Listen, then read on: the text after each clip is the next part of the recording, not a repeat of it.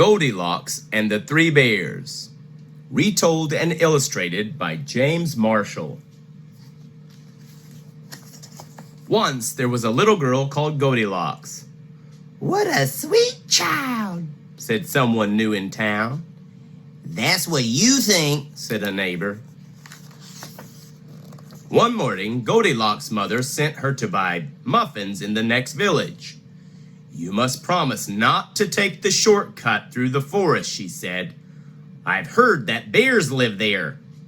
"I promise," said Goldilocks. But to tell the truth, Goldilocks was one of those naughty little girls who do exactly as they please. Shortcut, danger, very risky, not a good idea. Turn back, go the other way. Meanwhile, in a clearing deeper inside the forest, in a charming house all their own, a family of brown bears was sitting down to breakfast. "Patooey!" cried big old Papa Bear. "This porridge is scalding. I'll burn my tongue." "I'm dying," cried Baby Bear. "Now really," said Mama Bear, who was of medium size. "That's quite enough." "I know," said Papa Bear. "Why don't we go for a spin while the porridge is cooling?" "Excellent," said Mama Bear. So they got on their rusty old bicycle and off they went. Ta-la! A few minutes later, Goldilocks arrived at the bear's house. She walked right in without even bothering to knock. On the dining room table, there were 3 inviting bowls of porridge. "I don't mind if I do," said Goldilocks, helping herself to the biggest bowl. But the porridge in the biggest bowl was much too hot. "Patooey!" cried Goldilocks, and she spat it out. Next, she tasted the porridge in the medium-sized bowl, but that porridge was much too cold. Then Goldilocks tasted the porridge in the little bowl, and it was just right, neither too hot nor too cold. In fact, she liked it so much that she gobbled it all up. Feeling full and satisfied, Goldilocks thought it would be great fun to have a look around. Right away, she noticed a lot of coarse brown fur everywhere. "They must have kitties," she said. In the parlor, there were 3 chairs. "I don't mind if I do," she said, climbing into the biggest one.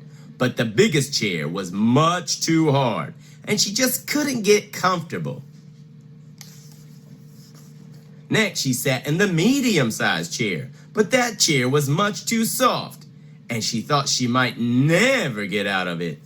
Then Goldilocks sat in the little chair, and that was just right, neither too hard nor too soft.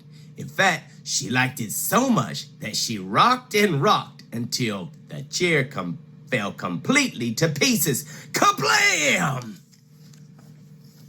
Now, all that rocking left Goldilocks quite tuckered out.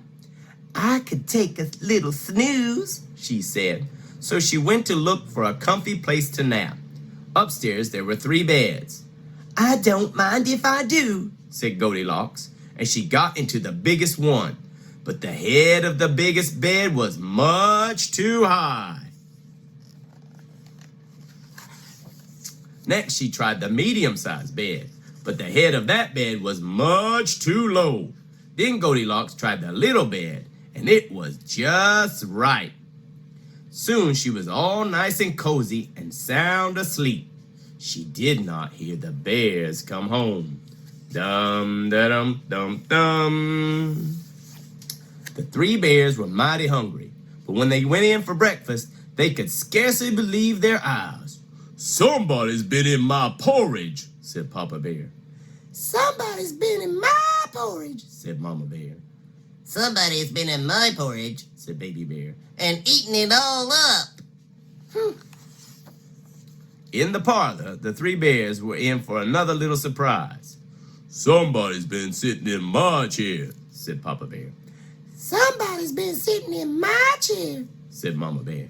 "Somebody's been sitting in my chair," said Baby Bear. "and broken it to smithereens." The three bears went upstairs on tiptoe, not knowing what they would discover. At first, everything seemed fine, but then Papa Bear lay down on his big brass bed.